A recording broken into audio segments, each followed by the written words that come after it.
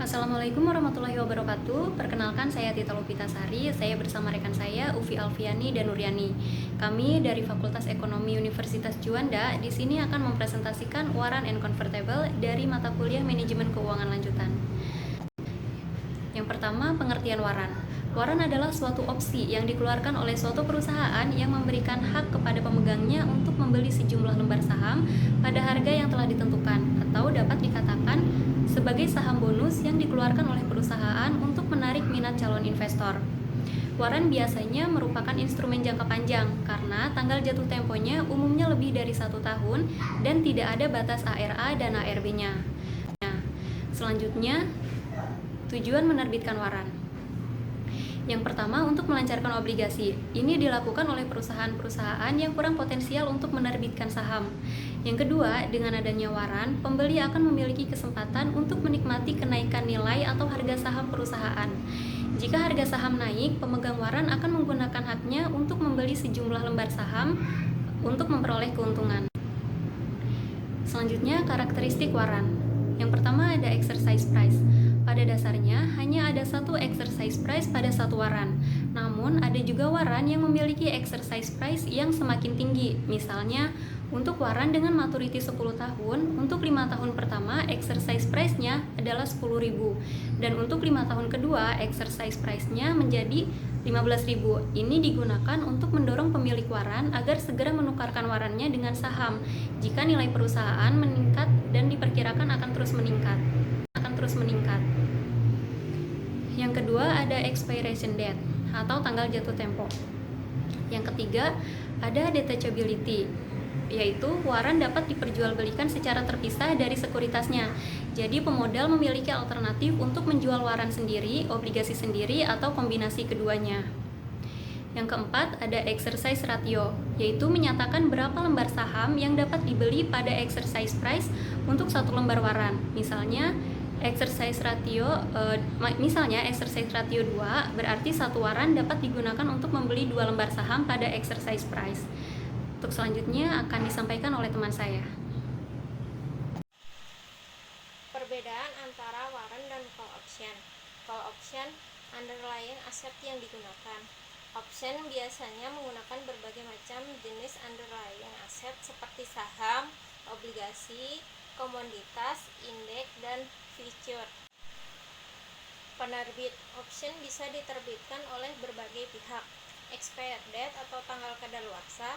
Kebanyakan option hanya berlaku untuk beberapa bulan. Yang kedua adalah waran. Underlying aset yang digunakan. Underlying aset yang digunakan hanyalah saham. Penerbit. Waran diterbitkan dan dijamin emiten atau perusahaan publik yang mengeluarkan saham. Untuk expired date, waran biasanya berlaku untuk waktu lebih lama atau sampai beberapa tahun. Nilai waran. Waran mempunyai nilai bila harga saham yang bersangkutan sama atau lebih besar daripada harga pelaksanaan yang ditentukan oleh waran. Nilai tersebut ditentukan dengan rumus nilai waran sama dengan M kurangi E dikali N. M adalah harga pasar yang berlaku dari yang bersangkutan, untuk E adalah harga pelaksanaan, dan N adalah jumlah saham yang diperoleh per satu waran. Contohnya adalah waran memuat harga pelaksanaan Rp4.000 per saham dengan memberi hak untuk membeli satu saham yang bersangkutan per waran. Jika harga pasar saham Rp5.000 per saham, maka nilai waran adalah Rp5.000 dikurangi Rp4.000 dikali 1 sama dengan Rp1.000 per saham. Convertible. Surat berharga convertible adalah obligasi atau saham preferen yang dapat dipertukarkan dengan saham biasa berdasarkan opsi pemiliknya dan beberapa kondisi serta syarat-syarat tertentu. Ciri terpenting adalah banyak saham yang akan diterima pemilik convertible jika ia memutuskan akan menukarkan miliknya. Convertible bond atau obligasi konversi.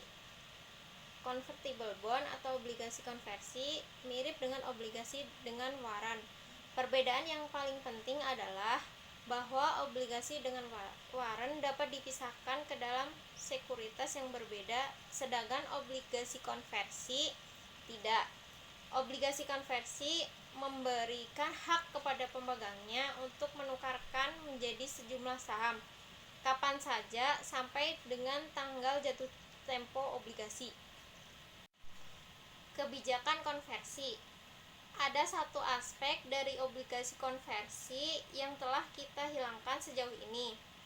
Perusahaan sering diberikan call option atas obligasi. Ketika call option atas obligasi dilakukan, pemegang obligasi memiliki sekitar 30 hari untuk memilih antara lain. Yang pertama adalah mengkonversi obligasi menjadi saham biasa pada rasio konversi, sedangkan yang kedua adalah menyerahkan obligasi dan menerima harga call option secara tunai. Rasio konversi yaitu hak yang diberikan kepada pemilik konvertible untuk menukarkan surat berharga dengan sejumlah saham yang ditetapkan. Untuk harga konversi yaitu harga efektif yang dibayarkan untuk saham biasa pada waktu konversi dilakukan. Untuk rumus dari harga konversi adalah nilai pari obligasi dibagi saham yang diterima. Rasio konversi yaitu hak yang diberikan kepada pemilik konvertible untuk menukarkan surat berharga dengan sejumlah saham yang ditetapkan. Untuk harga konversi yaitu harga efektif yang dibayarkan untuk saham biasa pada waktu konversi dilakukan. Untuk rumus dari harga konversi adalah nilai pari obligasi dibagi saham yang diterima. Ada 3 nilai convertible bonds. A. Strike bond value. Strike bond value adalah harga jual obligasi konvensi bila mereka tidak dapat dikonversi menjadi saham biasa. Strike bond value ini bergantung pada tarif bunga pasar dan risiko. Rumus strike bond value adalah sama dengan present value nilai pokok ditambah present value kupon bunga. B. Nilai konvensi. Nilai konvensi adalah nilai jika obligasi konvensi langsung dikonversikan ke dalam saham biasa pada harga tertentu. Rumus convention value adalah number share of common stock dikali current price. C. Nilai opsi merupakan selisih dari strike bond value dan convention value. Ada beberapa alasan mengapa sih perusahaan menerbitkan warrants and convertible. 1. Pertama kali yang dibandingkan adalah utang konvensi dengan strike debit. Kemudian bandingkan utang konversi dengan ekuitas. Untuk setiap perbandingan akan terlihat dalam situasi apa perusahaan lebih baik dengan utang konversi dan dalam situasi apa hal tersebut menjadi buruk. Ada kedua, matching cash flow. Jika pembiayaan mahal masuk akal untuk menerbitkan surat berharga yang arus kasnya sesuai dengan perusahaan. Yang ketiga, risk sinergi. Argumen lain untuk obligasi konversi dan obligasi dengan warrant adalah bahwa mereka berguna untuk menilai risiko perusahaan penerbit. Obligasi konversi dan obligasi dengan warrant dapat melindungi kesalahan evaluasi risiko. Yang keempat, urgency cost. Obligasi konversi dapat mengatasi masalah agensi yang berkaitan dengan pengumpulan uang obligasi lurus seperti obligasi bebas risiko dikurangi put option pada aset perusahaan.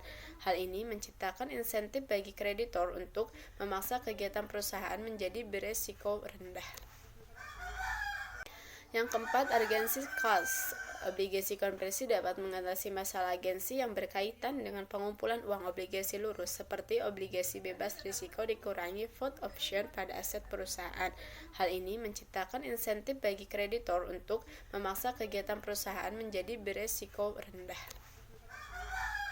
Kesimpulan, warrant adalah sekuritas yang memberikan hak kepada pemegang, bukan kewajiban, untuk membeli saham biasa langsung dari perusahaan pada harga tetap dan jangka waktu tertentu.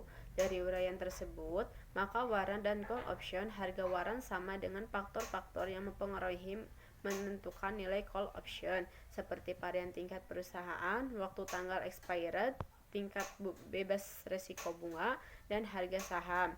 Dan convertible bonds merupakan sebuah obligasi konversi yang mirip dengan warrant. Perbedaan paling penting adalah warrant sekuritas yang ikatannya dapat dipisahkan menjadi efek yang berbeda, tetapi obligasi konversi tidak bisa dipisahkan. Convertible bonds hampir sama dengan obligasi biasa. Bedanya, obligasi konversi bisa ditukar dengan sejumlah saham biasa setelah memenuhi syarat tertentu. Demikian yang dapat kami sampaikan. Mohon maaf apabila ada kesalahan dalam penulisan ataupun penyampaian. Kami juga mengucapkan banyak terima kasih. Semoga dapat bermanfaat bagi kita semua. Wassalamualaikum warahmatullahi wabarakatuh.